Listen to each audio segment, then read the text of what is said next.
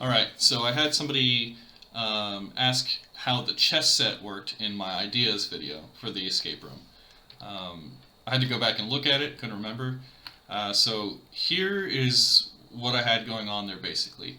You had a situation where the knight was sitting here and their king was here, and the clue told you to take out their king. So you would step on the space where the knight was. There was another chessboard like down here, or next to it, where you could see the positions. So you would step where the knight was, then step where the king was, and then that would open the door. Well, the way this works is with this redstone ore. If you put this down here and you step on it, you can see it starts glowing. If we do F3, you can see lit equals true. So false, true, and it'll go for a random amount of time. And I don't know how short and long this can be, but it seems like sometimes it's like 5 seconds and sometimes it's 2.5 minutes. It's quite a range, so these are not the best thing to use. So I won't be using these after this example here. I'll be trying to find other ways to do it, and I have something better over there I'll get to in a second. But basically what happens is when this changes states from lit true, false to true, and true to false, this observer will detect the change, power the block, make the piston push out this block. When the block is pushed over here, let me see if I can get this here. So we've got a block and oh, I had it the right way. So if an observer is what powers a piston, that pulse is so quick, and when I say pulse I refer to like the redstone on and off, that's a pulse. So the observer, if we were to just look at the redstone for it, watch how fast that flashes off, on and off. It's so fast. So because of the speed of how fast that turns on and off, the piston, even though it's a sticky piston, will just push out the block and just drop it and leave it. Which is useful because now if we were to power this again, it would grab it. So every time it toggles between on and off. Yeah. So that's what I've got going on here, and when this block is over the redstone torch, it's powered, which causes this redstone to be powered, and it feeds into this AND gate. Just to go over what an AND gate is one more time. An AND gate, you've got your redstone torch there, there, and there. When you put this redstone dust here, both of these torches are powering this, which turns off this torch. So, to turn that torch on, oops. So if this is your output, you want this to be on.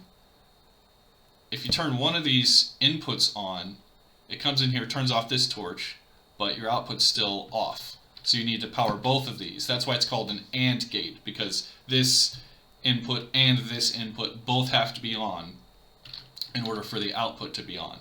If one of them is off, it won't be on. So that's an AND gate. It's really useful. It's like the most basic logic circuit. So anyway, that's all this is these observers detect that you've stepped on these. If you've stepped on both of them, both those blocks will be in the correct places, and the AND gate will be active, opening the door. So you can see that in action here. Boom, door's open. In this case, when the redstone ore stops glowing at whatever random time it decides, it'll pull the block back and the door will close again. There you go. You see, that was really short, whereas this one, oh, okay. And sometimes it lasts for over 2 minutes. So, but the problem with this is when you're designing a game, you want to know, there's the puzzle that I'm trying to make the player solve. But we don't want to obscure that with a puzzle we didn't intend. So the puzzle shouldn't be figuring out, did I do it right? Or do I need to do it again? The puzzle should be solve the puzzle and then you move forward. So in this case, the player could come here, step on this, and the door opens. But on their way to the door, what if stuff happens and by the time they get there, as they're about to jump through, the door closes because these randomly decided to close it again.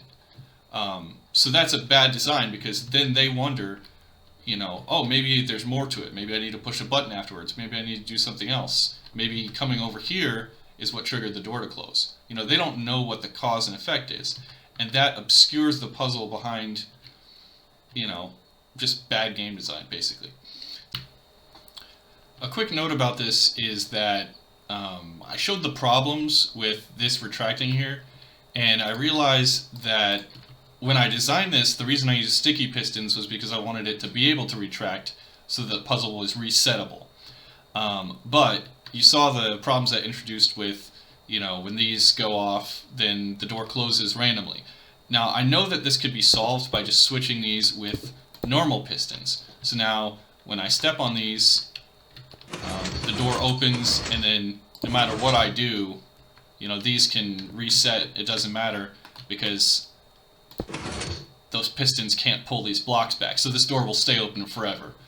And so to reset it, I'd have to manually move these blocks back,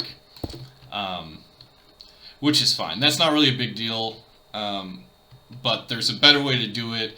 And the reason I left this in here is I just thought I wanted to show you guys this, because I think there's a lot to learn from it, as far as, like, you want to make sure that when you're designing things, you know, your first pass at something isn't going to be the best. So you do it, you show somebody, they say, well, what about this? And you're like, oh, that's a good idea. Or then you go and make a video about it, and you're like, well, why didn't I just use normal pistons and avoid that whole thing?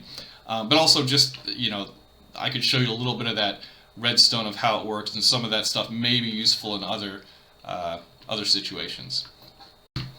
So I've got the chest set complete here. As you walk into the room, you can see walk over some glass looking down on the chests, and you've got the black pieces and the white pieces.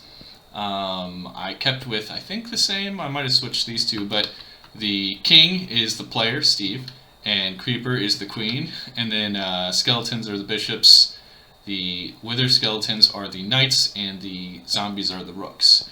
So you can see that right there we have a white knight that needs to take out that king. So if we come over here, we've got these buttons that correspond to our pieces, the white pieces, the black pieces. So if we push any of these buttons that aren't the correct piece, it's not going to do anything.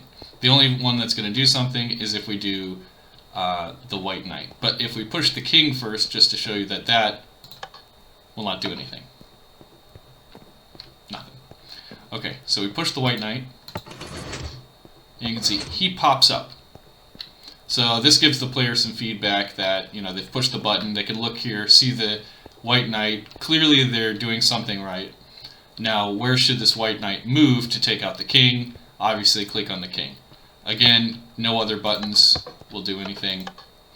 But then when you push the king, boom, door opens and we can leave. Now let me show you how this works. So these buttons, they power the redstone below it. So the knight one, we'll do that one first. It comes along here and simply powers a piston, which pushes up the block that the knight is standing on. So that part's easy. This part's a little more complex. So what we have here is another form of locking. So I've shown you how to use pistons and blocks before. This is just another way to lock a signal. So what happens is if a repeater, let me get some levers. I like a block. There we go. So here's a repeater, on, off, whatever. If you have another repeater going to the side of it, it makes that bar like bedrock, which means that the state cannot change. So I can turn this on and off, and that repeater will not change. It's locked off. Or if I unlock it and then turn it on and lock it again, now it's locked on. So this just locks the state of it. So what I've got here is a little circuit where, here we go.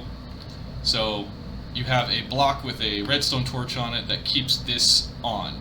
So at all times this is locked unless we power this to unlock it.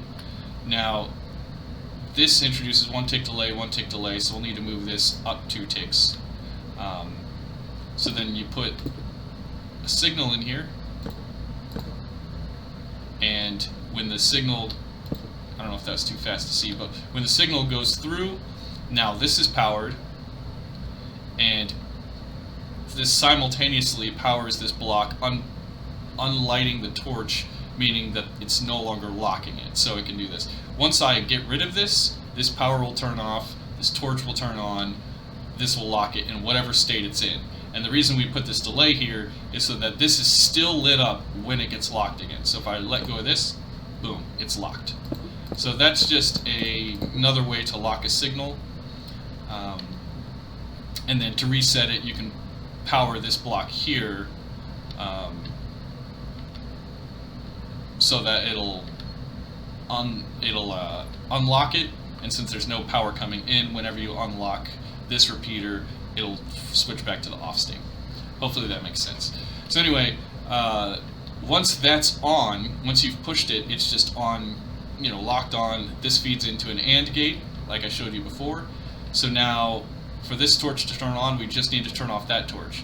And the way to do that is for the king to be pressed. When that's pressed, boom, power goes through here.